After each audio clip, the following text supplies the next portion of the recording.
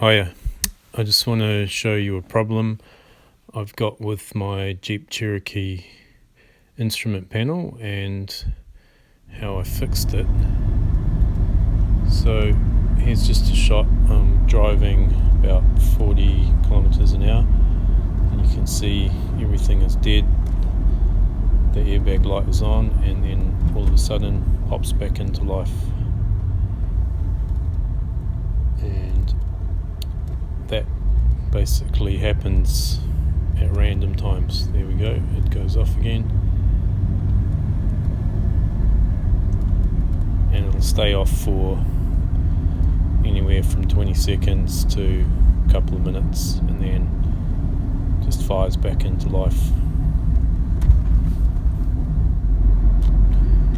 So the problem with this is that it won't pass a warrant of fitness with the airbag light coming on, even though there's nothing wrong with the airbag at all. It's any sort of fault lights or indicator lights that represent a potential problem will cause a failure. So I need to get this sorted pretty soon.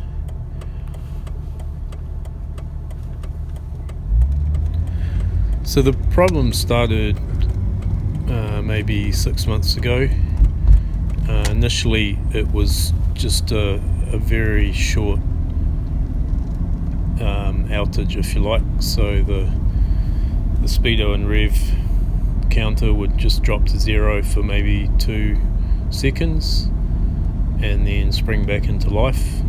The airbag light would come on for maybe 10 seconds and then go out, and that would happen maybe once or twice a day. So now it's happening every few minutes. There doesn't seem to be any correlation with bumps in the road or turning or stopping or anything like that.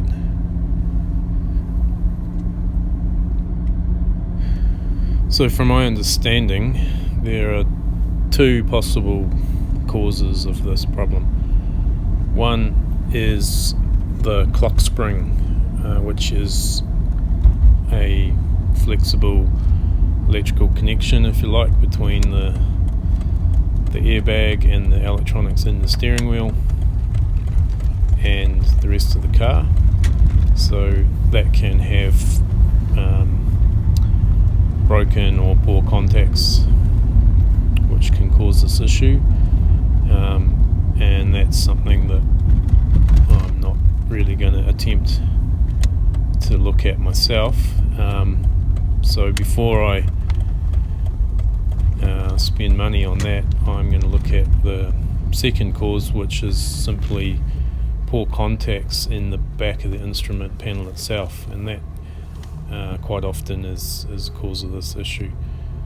The instrument panel is mounted with some bolts and just plugs onto a couple of connectors, but in order to get that off I need to dismantle the dashboard. So we'll start with that.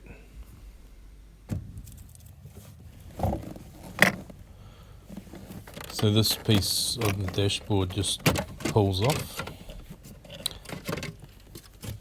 and then there's 4 screws around the stereo,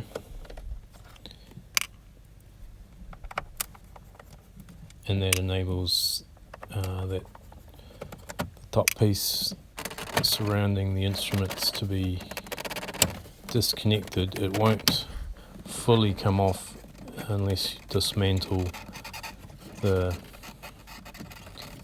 plastic around the steering column, but it doesn't need to come off fully. Here I'm just loosening the bolts that hold the instrument panel in, and then I can remove it.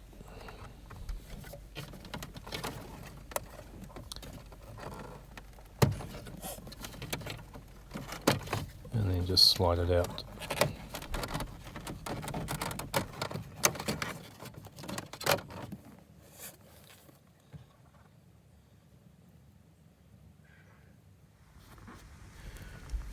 So first of all, I'll just spray a bit of isopropyl alcohol electrical cleaner down into the sockets, just to try and loosen up any contaminants that's in there.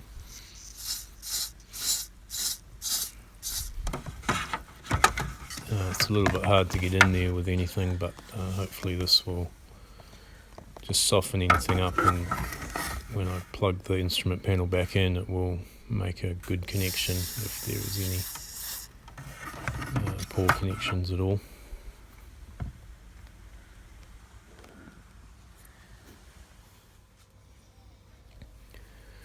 So then on to the pins themselves on the back of the instrument panel. Just get a close look of them here. You can see some dark, greasy kind of patches on them, which I'll attempt to clean off.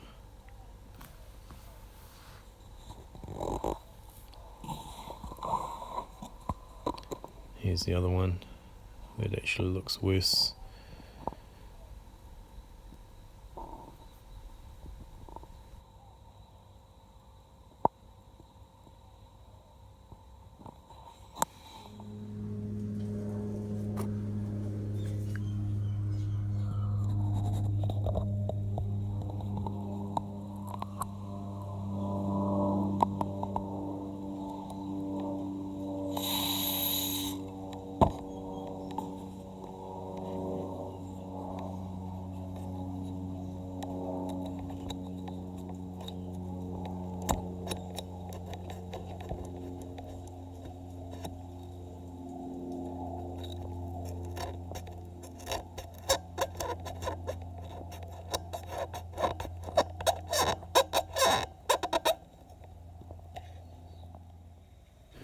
So after cleaning, the pins do appear to be visibly cleaner, although if we take a close look at the little cotton bud cleaning tips here, you can't really see much discoloration at all.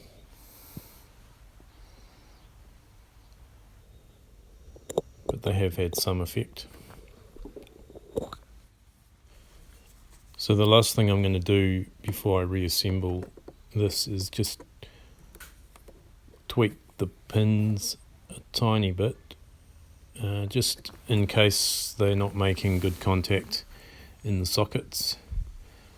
It's pretty unlikely, but while I've got it apart, I'm going to do that.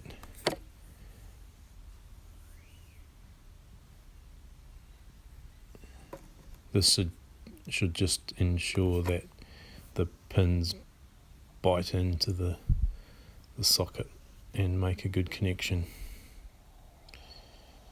So there you can see they're all just slightly angled. And then reinstall it, and we'll take it for a test run.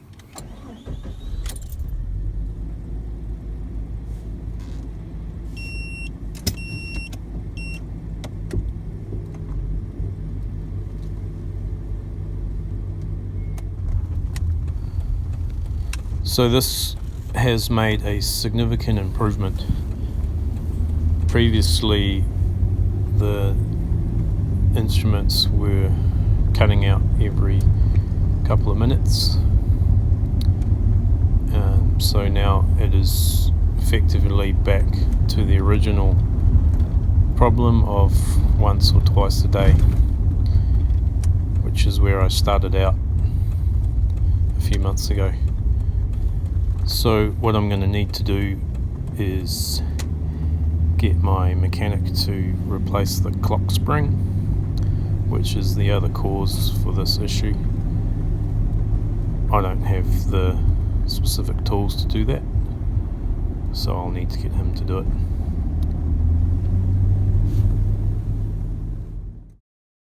Hey, so it's a few weeks later, and just to let you know, I have had the clock spring replaced, and that has completely eliminated the issue from the vehicle.